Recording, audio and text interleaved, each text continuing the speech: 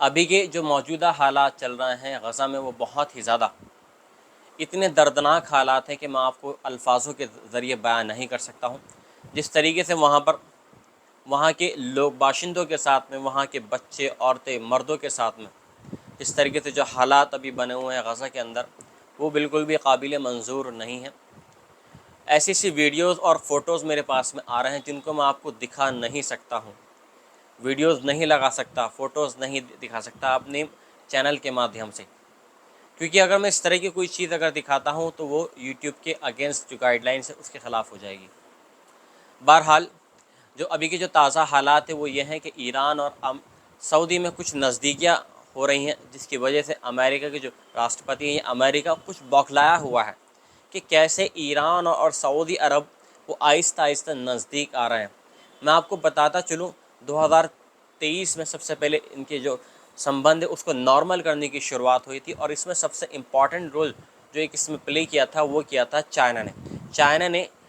की मध्यस्थता में ईरान और सऊदी अरब के जो रिश्ते हैं वो थोड़े नॉर्मल हुए हैं। अब जबकि जो चौथे तीसरे दौर की वार्ता होनी है और वो दोबारा से ओमान में होगी, मस्कट में होगी। तो दोबारा से पहली जो सेकंड वार्ता हुई है वो रोम में हुई है, और तीसरी जो वार्ता होने जा रही है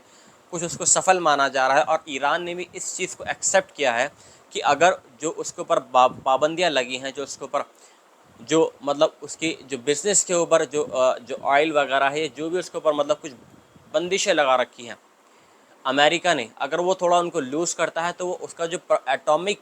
जो एक प्रोग्राम है उसको थोड़ा सा अमेरिका के कहने पर दोनों की आपस में राय मशवरे से वो उसको कम कर सकता है। इन दोनों के बीच में आपस में कुछ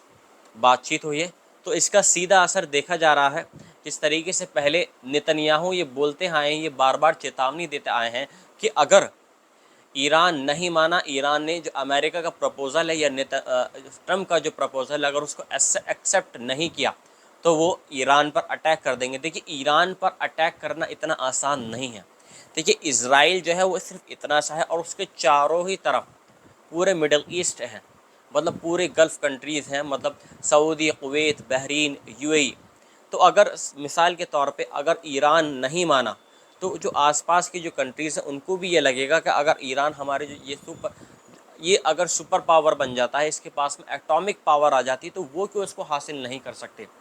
तो बहरहाल, अमेरिका ने जैसे तैसे करके ईरान को अब समझाना शुरू कर दिया है कि देखिए, एटॉमिक जो बम है इतने इम्पॉर्टेंट नहीं है। सबसे मेन चीज़ ये है कि आप अपने लोगों की भलाई के लिए जो आपके ऊपर जो सेक्शंस लगे हुए थे आप उनको कम करने की कोशिश करें। थोड़ा सा हम झुकते हैं, थोड़ा सा आप झुकिए, और आहिस्ता आहिस्ता आप जो आपकी कंट्रीज़ है, अमेरिकन कंपनीज़ वहाँ पर आएंगी, अमेरिकन पैसा वहाँ पर लगेगा, आपको वहाँ पर तरक्की हासिल होगी, आपके लोगों को तरक्की हासिल होगी। जिस तरीके से और मिडल ईस्ट की जो कंट्रीज़ तरक्की याफ्ता हो रही हैं, यूएई है, सऊदी अरब है, आहिस्ता आहिस्ता जैसे 2030 का विज़न सऊदी अरब ने एक प्लान बनाया है, ऐसे ही आहिस्ता आहिस्ता आप भी तरक्की कर सकते हैं। लिहाजा इस चीज़ पर भी बातचीत हो रही है हमास की, और जो तुर्की के जो मिनिस्टर्स हैं, जो हाई प्रोफाइल मिनिस्टर्स हैं, उनकी अंकारा में उनकी मुलाकात हुई है। तो जो तुर्की की राजधानी है वहाँ पर जो हमास के जो टॉप ऑफिशियल्स हैं और तुर्की के विदेश मंत्री उनके साथ में बैठक हुई है, और बैठक में इस चीज़ के बारे में बातचीत की गई है कि कैसे ना कैसे करके ये जो वॉर चल रहा है इसको रोक दिया जाए, और वहाँ पर जो खाने पीने की जो किल्लत हो रही है, पानी की किल्लत हो रही है, बिजली, पानी और खाने की सबसे ज़्यादा किल्लत हो रही है, इस चीज़ को दोबारा से बहाल किया जाए, रफ़ा बॉर्डर के ज़रिए वहाँ पर खाना पीना मुहैया कराया जाए।